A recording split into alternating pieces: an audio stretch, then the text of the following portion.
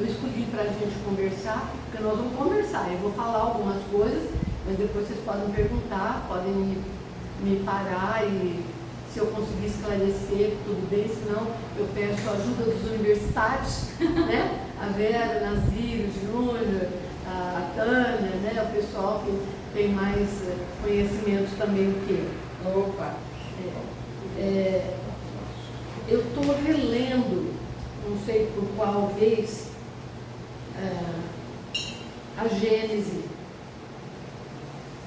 E é interessante que a gente, quando começa a fazer a leitura dos livros espíritas, de qualquer livro, mas no caso da Gênese, que é um livro espírita, a gente começa a perceber nuances, algumas coisas que a gente não percebeu em leituras anteriores.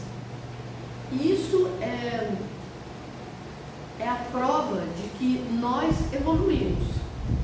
Porque não é o texto que muda, mas é a gente que muda e que então começa a ver aquele assunto sobre outra ótica, com outros olhos, né? E com outra maturidade. Por isso a gente encontra coisas a mais nas releituras. Então, as pessoas que falam, eu já li, não quero mais ler, não é bem verdade, né? Eu que trabalhei a vida inteira com literatura, a gente sabe exatamente disso, que com o passar do tempo, a gente vai fazendo releituras e vai aprimorando, aprofundando o grau de conhecimento que a gente consegue recapturar de cada leitura. Eu tenho alguns livros que eu tenho o hábito de reler desde a década de 60, quando eu fiz a primeira minha faculdade, que foi a de Letras. E eu gosto porque tem anotações daquela época, depois tem anotações de outras épocas, e aí eu fico percebendo pelas anotações como eu amadureci. E a gente mesmo se reconhece nas anotações que faz. Por isso que é também bom a gente anotar. E o bom do livro físico é isso, né? A gente é dono da página, pode rabiscar, pode se escrever, e aí a gente acaba documentando também o nosso percurso de amadurecimento. Então, como eu estou relendo a Gênese, e depois da Gênese eu vou começar a reler a Revista Espírita inteira, eu também gosto da revista, né? Mas eu estou relendo a Gênese e logo no começo, no primeiro capítulo, Kardec trata dos caracteres da natureza que o Espiritismo tem em relação à revelação. E revelar é uma palavra bem interessante, não é? Revelar, deixa eu ver se está funcionando aqui.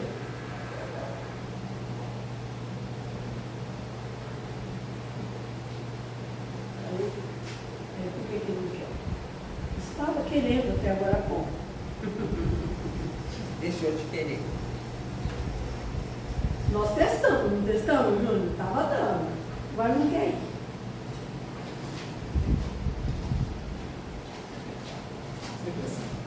Olha lá, não quer ir mesmo. Será que tem que ficar mais perto? Olha lá, foi. Minha presença. Foi, mas voltou, viu, Júnior? Olha lá. Parou de novo? Parou. Aqui, pronto, foi. Sim, no Evangelho de João, no Evangelho de João, esses versículos aqui se referem a uma fala de Jesus. Jesus teria dito o seguinte há 2000 e poucos anos: e eu rogarei ao Pai, e Ele vos dará outro Consolador, para que fique convosco para sempre. Então, esse versículo já fala de algumas coisas que a gente precisa entender dentro da doutrina para conhecer bem o que o Evangelho fala. Em primeiro lugar, os Evangelhos todos foram escritos depois da morte de Jesus. Eles não foram contemporâneos à vida de Jesus, à vida material de Jesus. Eles foram contados depois. Então, muitas coisas que foram contadas tem aquele emocional da pós-morte, na crucificação de Jesus, e também tem o fator esquecimento de alguns detalhes que os evangelistas deixaram passar. Esse não passou despercebido. Então, Jesus teria dito que depois dele viria outro Consolador. Ou seja, Jesus era um Consolador. Por quê? Primeiro porque ele trouxe ideias novas para o pessoal daquela época. Vamos imaginar que há 2000 anos, lá em Israel, em Jerusalém, em redondezas, havia uma população que era diferenciada das demais populações do planeta, do mundo conhecido da época. Porque os hebreus daquela época já eram monoteístas. Eles já acreditavam num Deus único, diferentemente de outras civilizações que ainda eram politeístas, que acreditavam em vários deuses. Então, não foi por acaso que Jesus veio entre eles.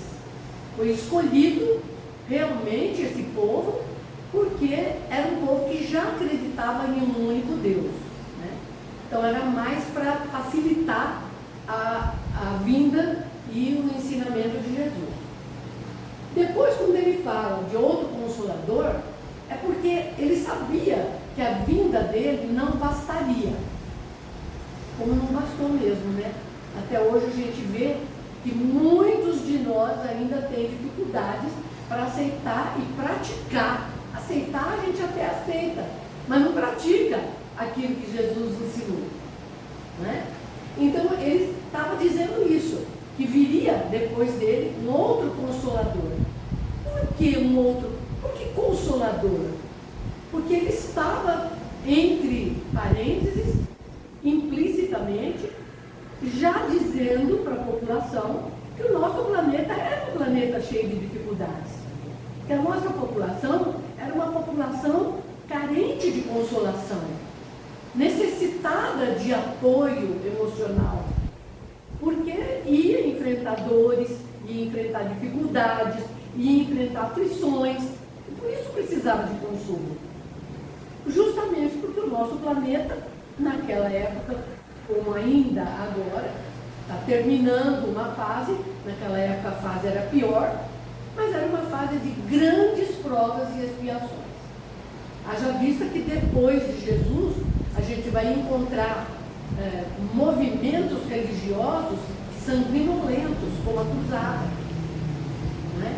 Então, vai descobrir, por exemplo, o poder religioso constituído pela Igreja Católica, que aproveitou dos evangelhos somente o que lhe interessava nas traduções e continuava lutando pelo poderio material da época, né? Então, era necessário que houvesse um Consolador e que depois de Jesus, já que ficavam os ensinamentos dele, um outro Consolador que viesse para fortificar esse tipo de trabalho entre todos. Uma outra citação de Jesus em João ainda, um pouquinho mais adiante, nos versículos 21 e 22, vai dizer assim: mas aquele Consolador, aquele que ele estava dizendo lá atrás, o Espírito Santo, que o Pai enviará em meu nome, esse vos ensinará todas as coisas e vos fará lembrar de tudo quanto vos tenho dito. Então, olha dois verbos importantíssimos para a gente entender: ensinar e lembrar. A gente lembra do que já sabe, mas a gente aprende o que alguém ensina, não é? Então veja, Jesus está dizendo que quem viesse depois dele viria para ensinar todas as coisas, porque ele não podia dizer todas as coisas. Ele sabia que aquele povo com o qual ele estava trabalhando era um povo que ainda estava achando que o reino que ele prometia era esse reino material. Por isso Judas Iscariotes fez o que fez. Porque ele acreditava nisso. Ele acreditava que Jesus ia convocar todo mundo às armas materiais, né? E então ele diz isso. E vos fará lembrar. Por quê? Porque o que ele deixou, Jesus deixou de ensinamento, a gente já teria aprendido. Quando eu digo a gente, é porque eu sei que muitos de nós já estavam vivendo a companhia de Jesus, ou estavam vivendo alguma coisa relacionada a Jesus já naquele tempo. Nós estamos vindo dessas épocas, né? Nós estamos sofrendo essas várias reencarnações, mas desde aquela época lá. Bem, então isso daqui que eu estou dizendo para vocês, é importante lembrar que o ensino exige um aprendizado. A gente só, quem ensina para quem quer aprender. Quem é professor sabe disso, né? Quem é pai e mãe sabe disso. Quem já foi filho sabe disso. Porque pai e mãe ensina, mas a criança só aprende quando ela quer. O aluno também só aprende quando ele quer. O nosso vizinho só aprende quando ele quer. Não é quando a gente quer. Mas marido da gente também. Marido da gente também. A gente também, não é? Essa semana foi aniversário da minha filha. Ontem foi aniversário da minha filha. Ela fez 51 anos. Ela falou assim para mim: mãe, a vida inteira você vai me tratar como se eu fosse bebê. Porque eu corrijo ainda. Eu ainda falo. Eu ainda faço correções e falo na frente das filhas dela, que já são moças, né? Falou: não está certo isso que você está fazendo. E ela fala: mãe, mas você me corrige desse jeito. Corrijo. Você é minha filha ainda. Eu ainda tenho obrigações de educação com você. Eu ainda sou tua mãe. Eu não deixei de ser tua mãe porque você ficou adulta. Não é? E é assim que a gente tem que ser. Todos nós somos ao mesmo tempo alunos e professores da vida, né? Muito bem, vamos lá. Quando eu falei de aprender, Jesus ensinou muitas coisas. E ele ensinava de um modo muito didático, de um modo muito pedagógico, de um modo muito simples, contando historinha, que eram as alegorias, as parábolas, como a gente faz com criança. Conta, usando personagens para as crianças se identificarem, para os alunos se identificarem. Fez isso que Jesus fazia com a população. Ele contava histórias, não falava em nome, mas falava de algumas etnias, falava de algumas profissões, né? Falava do lavrador, do semeador, falava do pai que era rico e tinha 2 filhos, do filho pródigo. Ele usava as figuras para exemplificar o que ele queria ensinar. Ele queria ensinar, mas nós que tínhamos que ouvir, nós tínhamos que aprender. E quais são as características de aprender? Primeira característica é aprender no esforço individual. Ninguém aprende pelo outro, ninguém aprende pelo vizinho, ninguém aprende pelo filho, ninguém aprende pelo marido, ninguém aprende pela mulher. O esforço é individual. Por causa de ser individual, o processo é subjetivo. É só da pessoa. Por isso é intransferível. O que eu aprendo é meu. É meu. Eu vou levar comigo na minha bagagem. Não vou deixar para ninguém. Eu posso transmitir, mas o conteúdo fica sempre comigo. Sempre será meu. Eu posso dividir, eu posso transmitir, eu posso repassar aquilo que eu sei, mas aquele conteúdo não se perde, ele fica comigo também. Então é um processo subjetivo. Existe variação no aprender? Existe, claro. Tem criança que na escola aprende muito mais rápido do que outra. Tem criança que aprende muito mais devagar. Tem gente que fica 50 anos frequentando o centro e ainda não aprendeu alguma coisa sobre a doutrina. Vem, se sente bem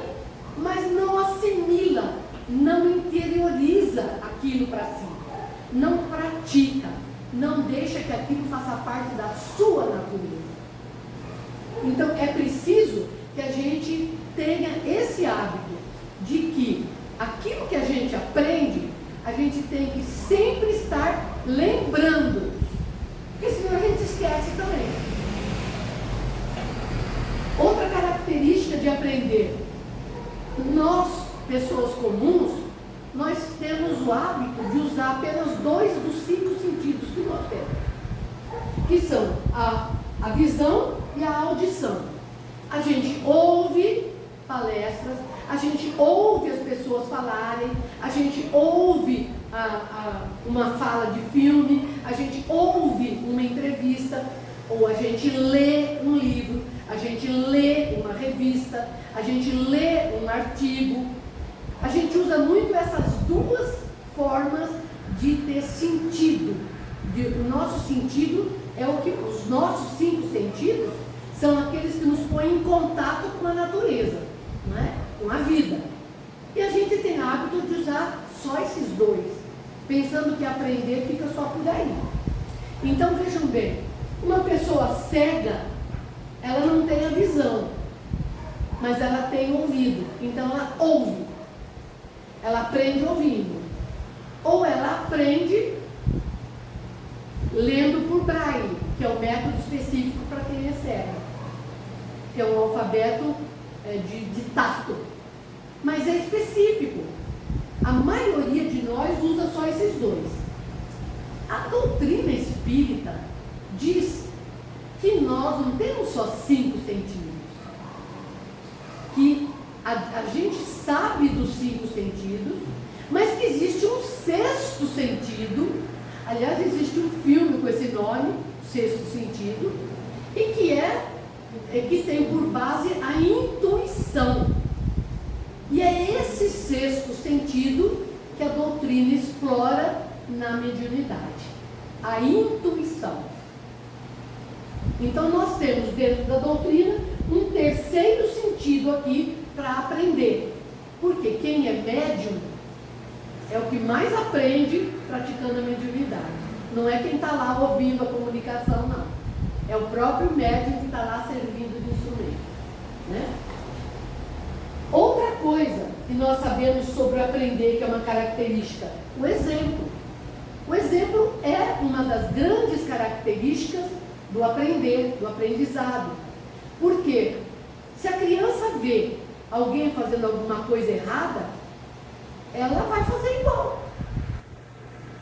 Se o aluno aprende que ele pode ir para a escola e colar porque o professor não liga, ele vai colar a vida inteira. Ele vai fazer aquilo que ele está habituado a fazer, que é mais fácil para ele. Assim como, se nós tivermos bons exemplos a seguir, nós vamos ter a facilidade de praticar, diante das dificuldades, uma atitude baseada naquele exemplo que a gente aprendeu a ter. Muito bem. Na Gênese, agora entrando no livro que eu quero citar, no primeiro capítulo, que é Caracteres da Revelação Espírita, a primeira coisa que Kardec faz é explicar o que significa revelação, revelar. Se a gente for para o dicionário, revelar significa descobrir, significa divulgar, né? Mas revelar é uma palavra que vem do latim, que veio do grego, que veio do sânscrito, que vai indo para trás, não é? Mas significa revelar, retirar o véu. Ou seja, no momento em que eu levanto a toalha, eu estou revelando a mesa que está aqui debaixo, que eu não via com nitidez, que agora eu vejo. Então, revelar significa isso, mostrar com maior nitidez aquilo que estava obscurecido, que estava escondido, que ainda não estava descoberto. Olha lá, descobrir o que estava escondido ou secreto, mostrar o que estava oculto, esclarecer o que era ignorado. Ignorado no sentido de não ser conhecido. Não é ignorado no sentido que a gente usa a palavra de chamar uma pessoa de ignorante. que ela não sabe nada, não é nesse sentido. Libertar-se ou libertar alguém da ignorância, da falta de conhecimento. Isso é que é ignorância, é falta de conhecimento. No momento em que a pessoa passa a ter conhecimento, ela deixa de ser ignorante, porque o conhecimento é o que traz o assunto à luz, é aquilo que traz a flora, é aquilo que aparece e de um lugar que estava obscurecido. Então nós temos esses sentidos todos para entender que quando se fala de revelação, Jesus falava de revelação, né? Eu não posso vos revelar tudo o que eu sei. Ele falava isso, né? Por quê? Porque nós vamos ver agora adiante o seguinte: quando se fala em revelar, é porque o revelar está ligado ao desconhecido. É aquilo que a gente não conhece. E o desconhecido dá medo, né? A primeira reação que nós temos diante do desconhecido é o medo. Depois é a resistência. A gente fala, não, eu não vou sair daqui do meu lugar. Eu não vou aceitar isso daí. É a resistência ao conhecido, à ideia nova, né? Depois, o desconforto. A gente fica pensando assim, tá, eu vou ficar aqui, mas e quem foi? Será que não está melhor lá agora? E aí começa a gerar na gente esse sentimento de desconforto. E por fim, a gente acaba caindo na faixa da necessidade que a gente sente de mudar e assumir que eu quero conhecer o desconhecido. Olha que interessante que é a gente revelar, receber uma revelação, não é? Ou seja, quando nós estamos nessa faixa, eu já estou pensando assim, onde é que está a minha zona de conforto, né? Porque enquanto eu estou protegida do desconhecido, eu estou na minha zona de conforto, quietinha. Agora, vem alguém e me apresenta uma ideia nova, eu vou falar, mas que é isso? Eu não estou sabendo disso. E aí, o que eu preciso então? Eu preciso renunciar à minha zona de conforto, porque mudar exige sacrifício. Não é fácil mudar. Eu fico pensando como é difícil para alguém que pertence, que nasceu dentro de uma religião, mudar para outra. Eu fico pensando nisso, como deve ser difícil. Não é meu caso. Quando eu nasci, meu pai era católico, mas não era praticante. Era católico porque tinha sido criado numa família católica. Mas minha mãe, quando eu nasci, já era espírita. Então eu fui criada assim, meio lá, meio cá, e ainda com uma terceira opção. Porque eu entrei no grupo escolar e para eu não ter aula de catolicismo, a minha mãe escreveu na minha matrícula que eu era espírita. Mas não tinha ninguém para dar aula de catecismo espírita. Então eu assisti a aula de protestantismo. Então, cantei hinos, eu achava lindo tudo aquilo, né? Então vejam que a gente tem as opções. Agora, maduramente pensando, quando alguém fala, não, isso daqui não me serve mais, eu vou procurar outra coisa, deve ser muito difícil.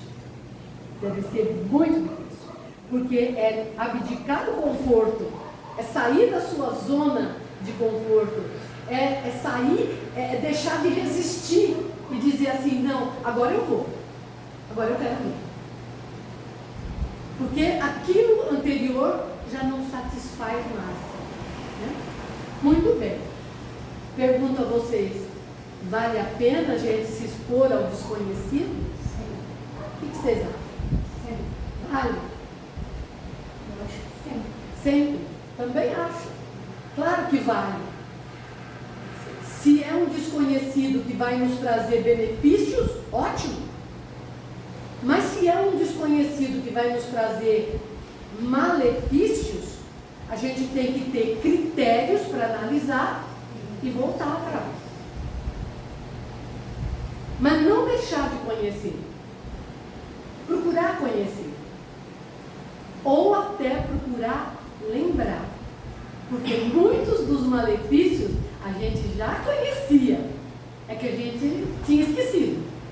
Né? Aí de repente aparece aquela tentação de novo. Né? E é aquele desconhecido que parece desconhecido, mas está lá. Bem, segundo a Gênese, a revelação exige sempre a verdade. Mas eu pergunto a vocês, mas existe gente que revela mentira? Assim, né? Assim. Mas também existe um ditado que até para-choque de caminhão, não sei se ainda tem essas coisas escritas em para-choque de caminhão. Eu gostava muito de ler isso. Mas existia um ditado popular que parecia sempre em para-choque de caminhão, que falava assim: a mentira tem perna curta. Por quê? Porque assim como o mal nunca vai vencer o bem no final sempre vai vencer, a verdade sempre vai superar a mentira. Um dia ou outro ela vem à tona, ela é descoberta. E aí a verdade então aparece. Tá? Por isso é que essa afirmação ela é categórica. A revelação exige sempre a verdade. Quem são os reveladores? Quem são as pessoas que a gente pode considerar reveladores? Aqueles que vêm trazer alguma informação que a gente não tem, do desconhecido, que a gente quer saber. A primeira ordem, a primeira categoria que a Gênese coloca é a dos homens de gênero, que fazem revelações que a gente não consegue contestar, não consegue desmentir, sobre verdades que ele mesmo descobriu. Esses são homens de gênero. Eu não sou. Eu nunca descobri nada que não existisse. Eu sempre, quando eu vou aprender, é alguém que falou e eu estou aprendendo. Não é? Esse alguém que falou primeiro é o homem de gênero. Então, os grandes cientistas, os grandes artistas, os grandes músicos, os grandes políticos, os grandes homens, as grandes mulheres, né? Todos os grandes seres humanos, quando eles descobrem alguma coisa, por exemplo, vou dar um exemplo fácil para vocês. Quando a gente estuda matemática na escola, Deus me livre, né? Meu Deus! Aí vem assim, Teorema de Pitágoras. Por quê? Porque foi Pitágoras que descobriu aquele jeito lá. Não é? Então o teorema tem o nome dele. Ele era um homem de gênero. Foi ele que descobriu. Ninguém até hoje contestou e disse que aquele teorema está errado. Então ele é um homem de gênero. O professor de matemática nosso da escola, ele não é um homem de gênero. Ele é um repassador. Então ele não é da primeira ordem. Ele vai ser da segunda ordem. De homens comuns que revelam verdades que aprenderam e repassam. Então aí estamos nós, estamos os professores, estamos os pais, estamos os amigos com quem a gente aprende, os filhos com quem a gente aprende também, não é? Enfim, nós estamos ora na qualidade de professores, ora na qualidade de alunos. Eu vou voltar um pouco porque eu quero falar uma coisa sobre homem de gênero. Isso daqui, ó, também está no capítulo da Gênese. Vou ver se dá tempo. Dá tempo de ler. O que é que Kardec fala sobre o que é homem de gênero? É o espírito, é o espírito que tem vivido mais tempo e que, por conseguinte, adquiriu mais do que aqueles que estão menos adiantados. encarnado traz o que sabe. Olha que informação. Encarnado traz o que sabe. E como sabe mais do que os outros, não precisa aprender aquele assunto. Esse é o homem de gênio. Seu saber é fruto de um trabalho anterior. Quer dizer, quando ele chega, ele já chega sabendo aquilo. Ele não vai descobrir aqui agora. Ele já chega sabendo. Eu terminei há pouco tempo de ler a biografia de Santos, a biografia espiritual, né, de Santos Dumont, e também relendo, né, que eu já tinha lido há muitos anos, tinha esquecido de muita coisa, fui lembrar relendo. E tem uma informação lá de que antes dele vir como Santos Dumont, na espiritualidade, ele era aluno do grupo do Leonardo da Vinci. Então ele já veio com a ideia do avião. Ele já veio com essa ideia. Não só ele, porque os espíritos fazem isso. Eles pipocam no globo todo, né? Para poder aparecer uma ideia nova. Antes de renascer, o homem de gênio, era ele, pois, um espírito adiantado. Reencarna para que outros aproveitem do que já sabem ou para adquirir mais do que possuem. Isso é consequência natural. Se eu venho ajudar alguém, eu acabo ganhando com isso também, né? Então eu penso no Chico, por exemplo, que veio, né, como um grande missionário que foi. Ele veio como um homem de gênio. Ele veio sabendo essas coisas, né? Então esse é o homem de gênio. E a segunda ordem, como eu disse para vocês, nós, os comuns. Acontece que quando nós vamos trabalhar com a verdade tem vários campos de atuação no nosso mundo. Por exemplo, a ciência trabalha com a verdade. Quando ela fica pesquisando um remédio, fica buscando na doença, até ver o remédio que faz o efeito necessário para que ela seja curada, para que a doença seja sanada, ela está procurando uma verdade. Então, a base da busca da ciência é a verdade. Mas é verdade também a busca da ética, da moral ou da religião, que estão procurando mostrar que o homem de bem é um homem verdadeiro, é um homem capaz de ter uma vida melhor, presente e futura. Então, é verdade isso também. Como é verdade a busca da filosofia, que quer saber de onde eu vim, como é que eu vim, para onde que eu vou, não é? Quer saber quer descobrir problemas existenciais. Quer saber a verdade, de onde que eu vim, para onde que eu vou. É uma verdade, que é uma busca também. E por fim, as artes também buscam a verdade. Mas a verdade sob outra ótica, não através da palavra, mas através da cor, da pintura, através do espaço, na arquitetura, na escultura, nas artes em geral, o som, na música. Está buscando a verdade. Quando a gente ouve, por exemplo, eu particularmente, quando eu ouço a área na quarta corda do Bach, ou eu ouço o Adagio do Albinoni, eu saio de mim. Eu saio de mim, eu não sei onde eu vou para um lugar muito bom.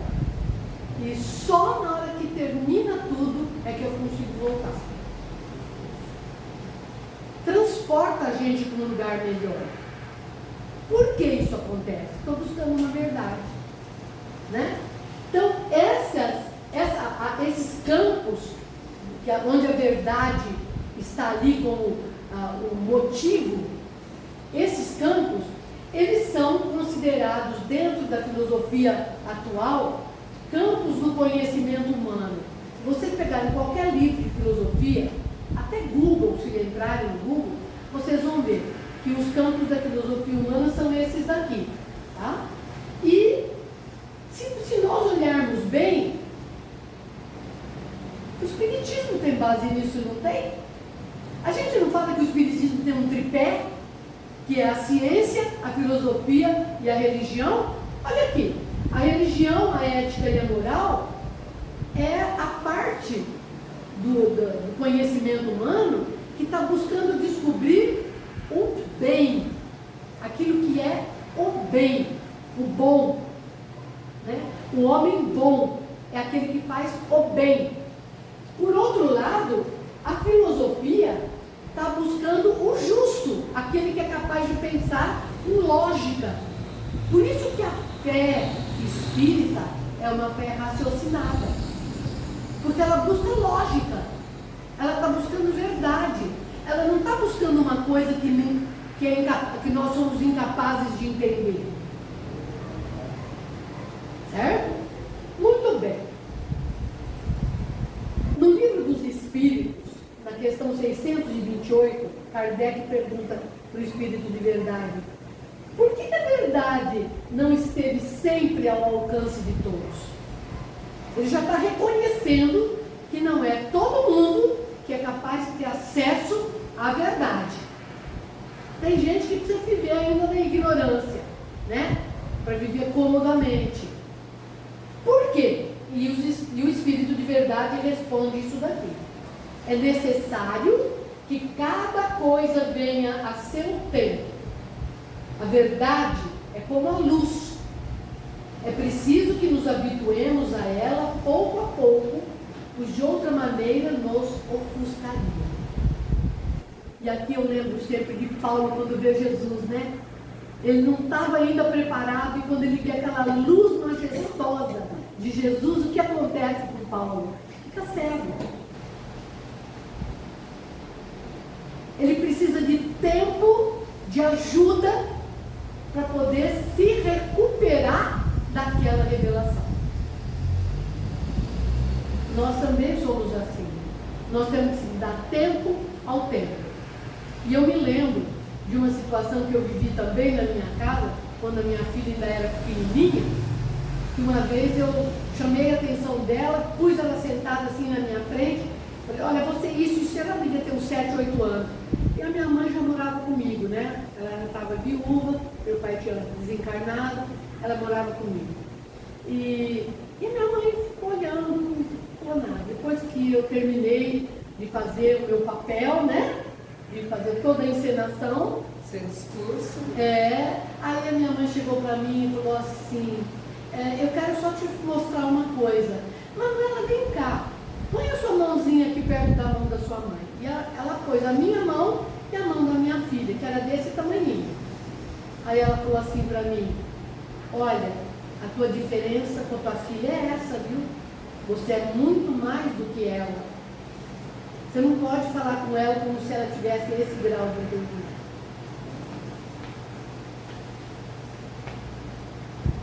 Isso eu guardei para o resto da minha vida como aprendizado. Aprendi, mas precisei de alguém que me ensinasse, né? Muito bem. Continuando aqui, eu pergunto lá, vou voltar. A verdade está ao alcance de todos? Tá e não tá. Depende. Tá, se a gente estiver preparado. Se eu tiver em estrutura para suportar aquela verdade, ela vem naturalmente e eu vou assimilar naturalmente. Mas se eu não tiver estrutura para suportar aquela revelação, ela não virá, porque eu vou estar resistente à ideia nova. Por fim, Jesus disse isso também, né? Conhecereis o quê? Olha lá, a verdade.